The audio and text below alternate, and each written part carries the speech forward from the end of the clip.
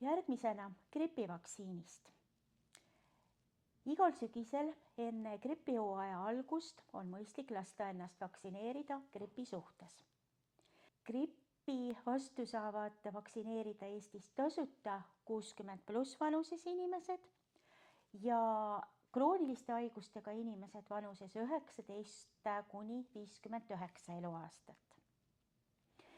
Samamoodi saavad rasedad Eestis gripi vastu tasuta vaktsineerida. On väga oluline tähele panna, et gripp ei ole tavaline viirusinfektsioon, mis võiks kulgeda ilma tüsistusteta. Inimesed arvavad väga sageli, et gripp on sarnane tavalisele viirusinfektsioonile. Tegelikult on gripp eraldi haigus ja gripi teeb raskeks just nimelt see, et sellele viirusinfektsioonile ehk gripiviirusele võib lisanduda bakteriinfektsioon, mis põhjustab siis tüsistusena kas kopsupõletiku, põsskoopapõletiku või võib olla ka neerukahjustus. Mida vanemaks inimene saab, siis füsioloogiliselt tema immuunsüsteem nõrgeneb. Ja sellega seoses on 60+ inimesed, aga eriti patsiendid vanuses 75+ väga ohustatud gripi põdemisest. Sellepärast, et nende haigus kulgeb raskelt, väga sageli on vaja ka haiglaravi ja on ka üksikud surmajuhtumid.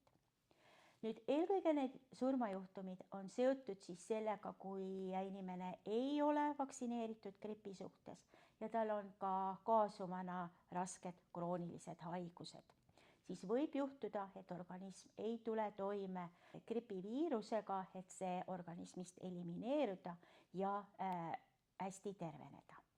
Samamoodi meil talvisel hooajal on endiselt COVID-19.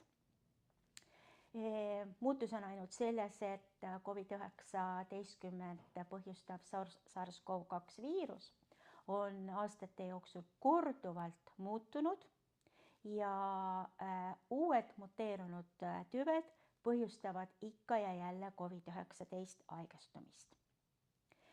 COVID-19 vastu saab vaktsineerida Eestis tasuta, kui inimene on 60+ vanuses ja samuti, kui tal on diagnoositud kroonilised haigused, nagu näiteks erinevad kopsuhaigused, bronhiaalastma, krooniline obstruktiivne kopsuhaigus, südame-veresoonkonna haigustest eelkõige südamepuudulikkus, aga ka südame iseemiatõbi ja nii edasi.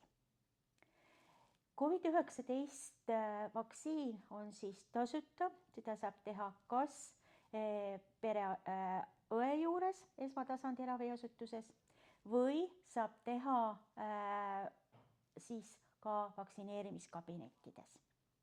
Alati, kui minna vaktsineerima, on oluline see, et inimene on terve ägedatest viirusinfektsioonidest. No näiteks tugevast nohust, köhast. Haiguse paranemise faas ei ole otseselt vastunäidustuseks, aga ägeda haiguse faas ehk alles algav viirusinfektsioon, siis on mõistlik vaktsineerimine edasi lükata. See puudutab nii gripivastast vaktsineerimist kui ka COVID-19 vastast vaktsineerimist. Eraldi tahaksin veel tähelepanu juhtida leetritele. Kahjuks on leetrite haigusjuhte Euroopas päris palju.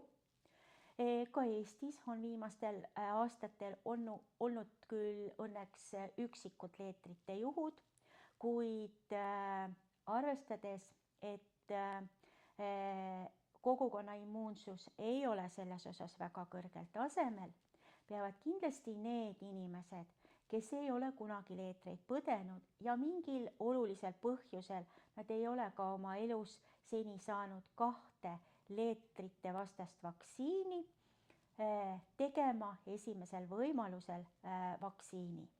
See vaktsiin on nüüd küll tasuline vaktsiin. Seda saab samamoodi teha siis kas vaktsineerimiskabinettides või siis ka pereõe juures. Ja koos leetrivastase kaitsega saab siis ka mumpsi ja punetise vastase kaitse. Miks ma soovin leetrite vastase immuunkaitse olulisust rõhutada, on see, et Eesti inimesed reisivad väga palju ja Euroopas mitmetes riikides, näiteks Austrias, aga ka Ühendkuningriigis, aga ka teistes Euroopa riikides on igal aastal järjepidevalt märkimisväärne hulk leetrite juhtumeid. Kui inimene ei ole üldse leetrite suhtes kaitstud, siis võib ta nakatuda ja täiskasvanueas võetakse leetreid väga raskelt ja võivad olla ka väga tõsised tüsistused. Seega kokkuvõtteks. Immuniseerimine on väga teadlik otsus oma tervise kaitseks. Lisaks oma tervise kaitsele aitab immuniseerimine kaitsta iga inimese perekonda, lähedasi, töökaaslasi, aga ka sõpru ja sugulasi, kellega me igapäevaselt suhtleme.